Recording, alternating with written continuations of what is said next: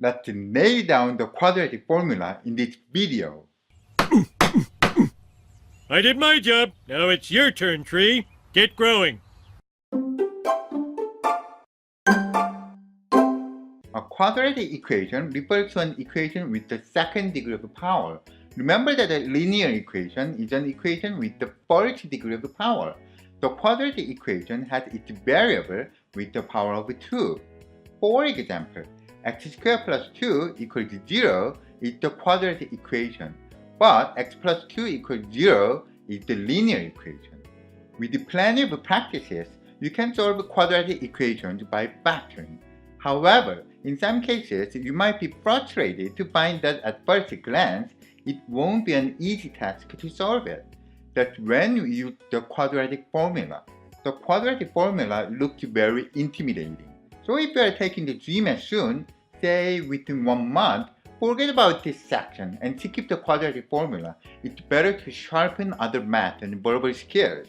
If you have more than 2 months to prepare for the GMAT, go for it. Anyways, let us look closely at the quadratic formula.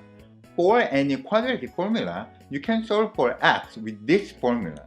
If you have ax squared plus bx plus c equals 0, and a is not equal to 0, and if you know the coefficients a and b and the constant c, you can solve for x. The quadratic formula is x equals minus b plus or minus the square root of b squared minus 4ac divided by 2a. Notice that x has 2 values because we are taking the value of plus or minus.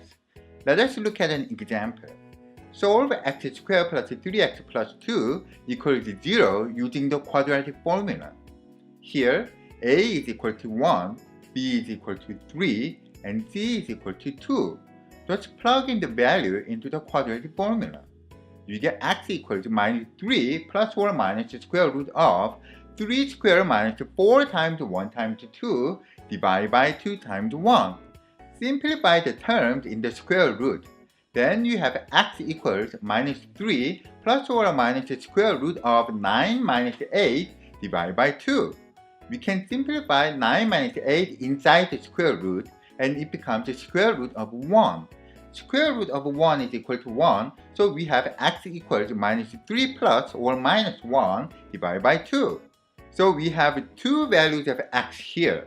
For one value, we have minus 3 plus 1 divided by 2, which is equal to minus 1.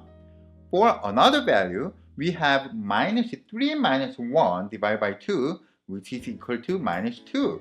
For final answer, we can say that x has either the value of minus 1 or minus 2. There are special cases for the quadratic formula. Usually we will have two values of x when using the formula. However, what if we have identical values of x, which means only one solution? For example, if the terms in square root in the formula is equal to 0, then we only have one value of x. The plus or minus sign in the middle does not matter anymore because adding or subtracting 0 does not change anything. If you plot this in a coordinate geometry, the quadratic equation of x usually involves the curved parabola shape, and when the end tip of the parabola meets exactly the x-axis, it will have only one value of x as a solution. Another case is when the terms in the square root of the formula has a negative value. If you have a negative value in a square root, it is not solvable in real number. It is the imaginary number, but we don't have to know that for the GMAT. For example, if you have a square root of negative 2, there is no solution for x. If you plot this in coordinate geometry, the parabola does not touch the x-axis at all. Thus, we do not have any solutions for x. In conclusion, just remember that normally you have two solutions when solving using the quadratic formula. Be sure to double check the plus and minus sign. If you get square root of 0, you only have one solution for x. If you get square root of negative number, you don't have any solutions. Now, it's time for the GMAT level problem. Don't forget the scrap papers and the pen and solve for yourself. For a rectangle ABCD, the area is 3000. The length AB has the value of x and the width BC has the value of x minus 130. What is the value of x? We know that the area of a rectangle is the length times the width. And we also know that the value of area is 3000. Writing a rectangular area equation, it is x times x minus 130 equals to 3000. Expanding it, we get x squared minus 130x equals to 3000. Now move the constant to 3000 so that we have an equation equal to 0. Subtract 3000 from both sides. Then we have x squared minus 130x minus 3000 equals to 0. Now, let's use the quadratic formula. A is 1, B is minus 130, and C is minus 3000. Plug in these three values into the quadratic formula. X equals minus negative 130 plus or minus the square root of negative 130 squared minus 4 times 1 times negative 3000 divided by 2 times 1. Simplify the equation.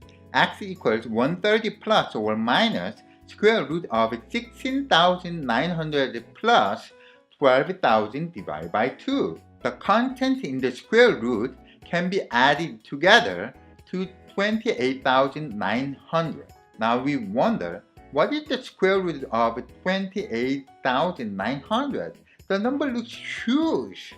In this case, approximation helps us to find the answer quickly. From the number square root of 28,900, what is the closest number that can easily get the root? Let's try 40,000. We know that 200 times 200 is 40,000. So square root of 28,900 has to be smaller than 200. In the GMAT, many of the square root numbers don't stay as the radicals or root numbers.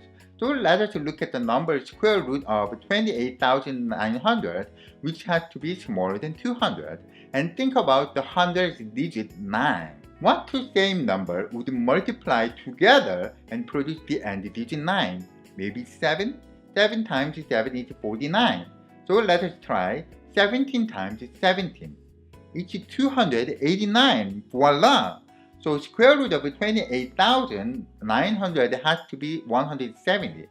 Now that we found the square root, let's continue the calculation. We have x equals 130 plus or minus 170 divided by 2. Here, x has two possibilities. It's either 130 plus 170 divided by 2 or 130 minus 170 divided by 2. But remember, we are dealing with the length of a rectangle. The length of a rectangle cannot be a negative value. So disregard the 130 minus 170 divided by 2 because it is a negative number.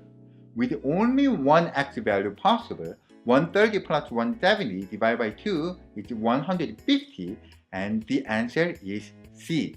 Check out cognitbyGMAT.com and the link below for free quadratic formula problems. Have a great studying!